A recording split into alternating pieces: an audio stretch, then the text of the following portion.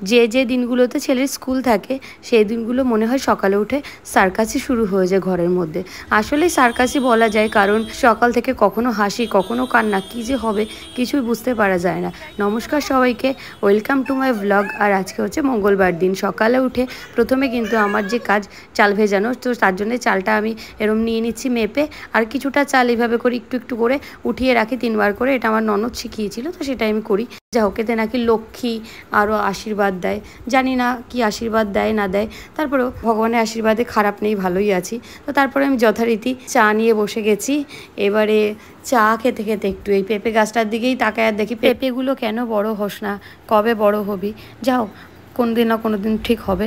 আর এইদিকে আমার চা খেতে খেতে কিন্তু আমার ছেলে উঠে গেছিলো। আর আজকে কিন্তু ভীষণভাবে গুড বয়, মানে আজকে একদম উঠে এই ঘরে এসে একটু খেলার মুডেই রয়েছে। এই যে ম্যাপোলজি কার্ডগুলো নিয়ে নিজে নিজে একটু খেলছিল। ও তাই তো, একটা ভালো কথা মনে করিয়েছে। না করলে তুমি আমাকে বোকা দিতে। মামা যাওনি কেন? মামা মামা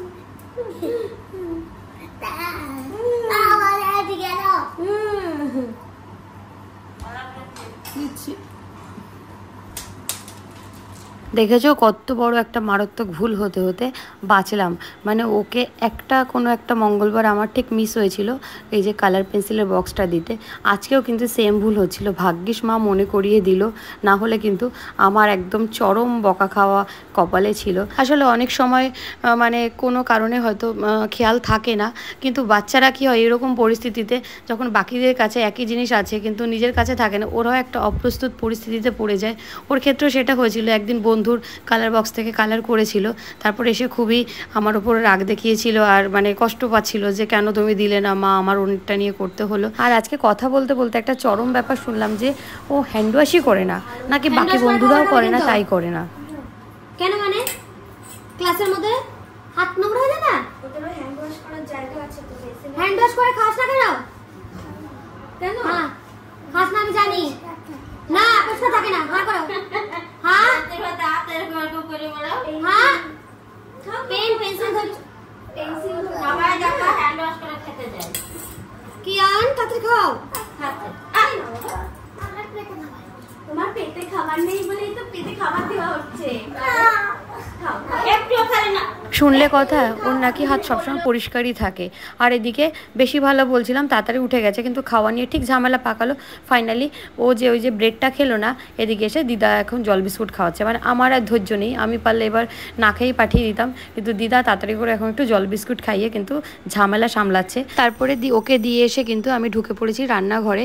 আর আজকে আমি খাবো নিরামিষ, তাই জন্য আমার জন্য হবে সব নিরামিষ, আর বাকি হচ্ছে মাছ করব একটা বাকিদের জন্যে। যেহেতু আমার ছেলেও মাছ খায় না, তো আমি আর আমার ছেলে দুজনে কিন্তু নিরামিষ। তার জন্য প্রথমেই মুগ ডালটা একটুখানি শুকনো খোলায় ভেজে নিয়ে ধুয়ে নেব। আর বেশ কয়েকবার ভালো করে ধুয়ে নেওয়ার পরে এইটাকে কিন্তু প্রেশার কুকারে সিটি দেবো, কারণ সকালবেলা আমার অতটা টাইম থাকে না। এটাকে মানে যদি এমনি খোলা পাত্রে সেদ্ধ করি তাহলে কিন্তু টেক্সচারটা একটু ঠিকঠাক থাকে, কিন্তু প্রেশার কুকার একটা সিটি দিলেও অসুবিধা নেই, ঠিকঠাকই হয়। এর মধ্যে একটু দিয়ে দিয়েছি নুন। এবার প্রেশার কুকারটাকে আটকে ওই একদম একটা হুইসেল পর্যন্ত দেবো। তাই জন্যে প্রেশার কুকারটাকে বসিয়ে এই সাইডে আমি কিন্তু দেখো সবজি বের করে নিয়েছি। আর আজকে করব ঝিঙে আলু পোস্ত, মানে অর্ধেকটা মতো আলুই দেবো, ঝিঙেটাই সব বেশি। আর ডালের মধ্যে দিয়ে দেবো একটুখানি গাজর আছে, অল্প একটু পেঁপেও দেবো, কারণ যেহেতু ছেলেও খাবে তাই জন্য ওর একটু পেঁপে খাওয়া হবে। আর সাথে দিয়ে দেবো একটুখানি টমেটো, তো টমেটোটা পরে কাটছি। এদিকে আমি সমস্ত কিছু আগে খোসা ছাড়ানোটা শেষ করছি, মানে আলু, পেঁপে, গাজর আর এদিকে দেখো ঝিঙে সবটাই একবারে খোসা ছাড়িয়ে ভালো করে ধুয়ে নিয়েছি। তারপরে এই যে কাটছি। আর প্রথমেই ডালের সবজিগুলো মানে হচ্ছে এই পেঁপে, গাজর আর টমেটোগুলোই আগে কেটে নিচ্ছি। আর মুগ ডাল কিন্তু আমার একেবারেই মানে শুধু শুধু ভালো লাগে না, হয় কোনো সবজি দিয়ে মানে ভেজ ডাল বা মাছের মাথা দিয়ে মুড়ি ঘন্ট ডাল, এরমই বেশিরভাগ সময় ভালো লাগে।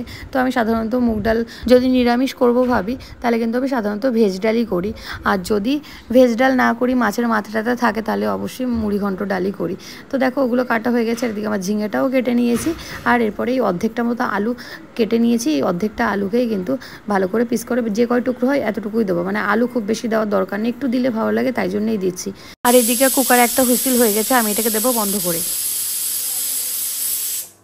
আর ডাল করব কিছু একটা ভাজবো না তা কি করে হয়।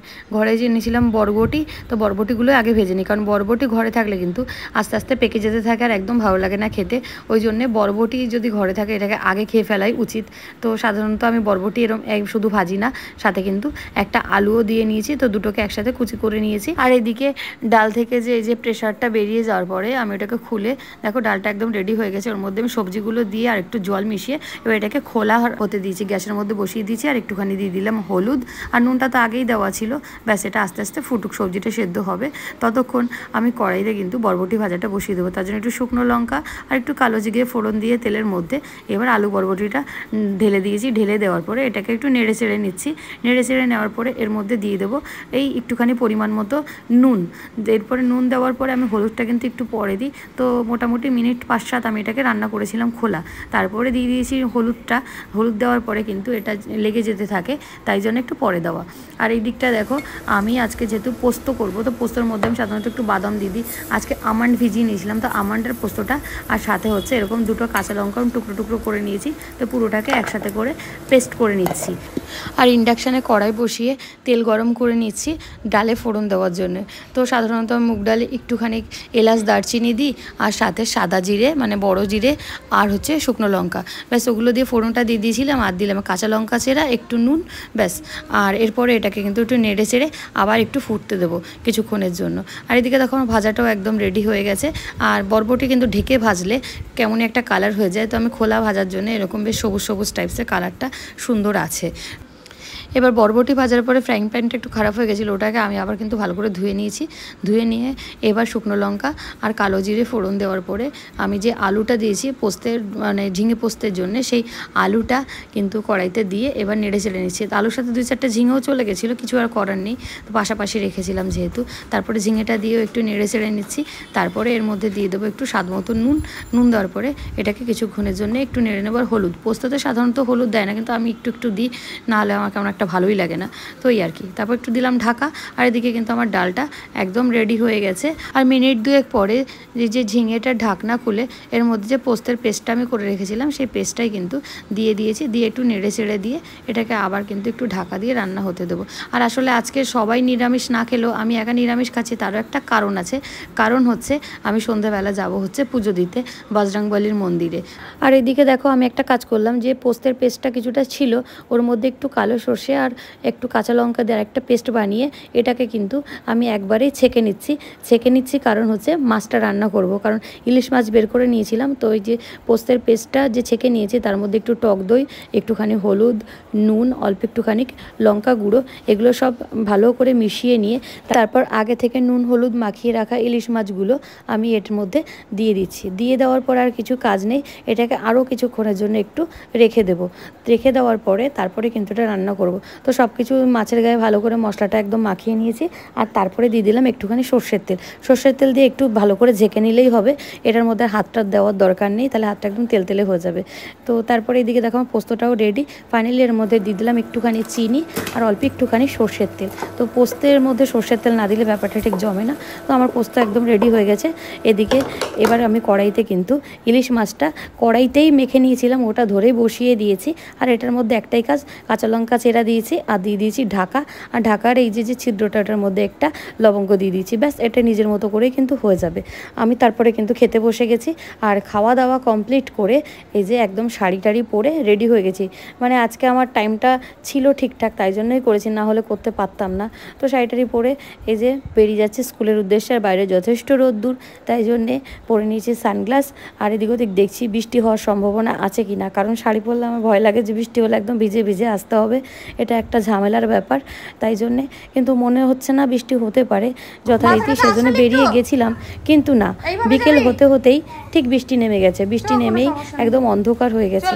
আর আমি যে মন্দিরে পুজো দিতে যাব, তার জন্য দেখো ছেলেকেও নিয়ে যাব, কিন্তু ভাবছিলাম বৃষ্টি থামছে না কেন। ফাইনালি থামার পরে এবার আমরা দুজন বেরিয়ে পড়েছি পুজো দেওয়ার উদ্দেশ্যে। আসলে না খেয়ে পুজো দিতে পারলেই ভালো হতো, কিন্তু গতকাল উপোস করে আজকে আবার উপোস করে স্কুল করে হয়তো নয়তো আমার শরীরটা খারাপ করতো, আমি পারতাম না। তো মন থেকে যতটুকু পারা যায় ততটুকু করাই ভালো, সেজন্যই যাচ্ছে। আর দেখো বৃষ্টিতে কতটা জল উঠে গেছে, আর একটু হলেই মনে হয় রাস্তা ডুবে যেত।